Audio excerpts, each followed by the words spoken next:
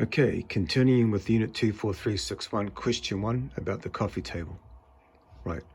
So if you've had a look, or you're going to have a look at the video I posted yesterday, I was going through how to figure out your materials, your quantities for your tabletop.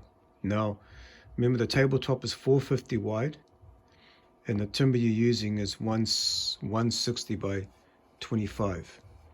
So you got to figure out how many pieces of this you need to construct that. But if you look at my video that I posted yesterday, it goes through that process. Right. Today, I'm going to continue with the question 1, and we're going to figure out the length of the side rails and the length of the end rails.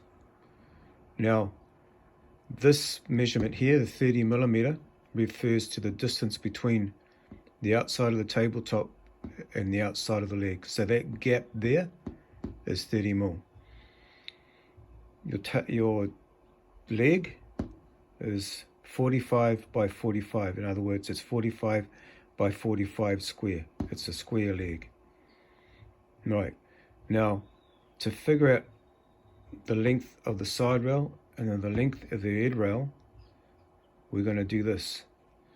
We're going to go 30, which is that measurement there, plus 45, which is a leg measurement, and then you're going to add those two together and then times it by 2. The reason we times it by 2 is because you have 30 mil here, you have 30 mil there, you have 45 mil here, and you have 45 mil here.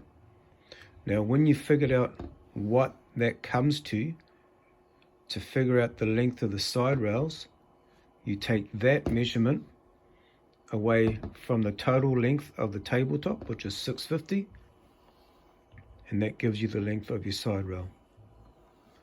Now, to figure out the end rail, you do exactly the same. You plus that together, times that by 2, and you take that off the total width of the tabletop, which is 450, and that gives you your end rail length.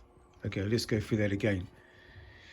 You have 30 mil here, you have 30 mil here, because that distance is equal to that distance. You have 45, your leg, so your leg is 45 wide on this side and that side. You add the 30 and the 45 together, 30 plus 45, then you times that by 2, and you will get a measurement there.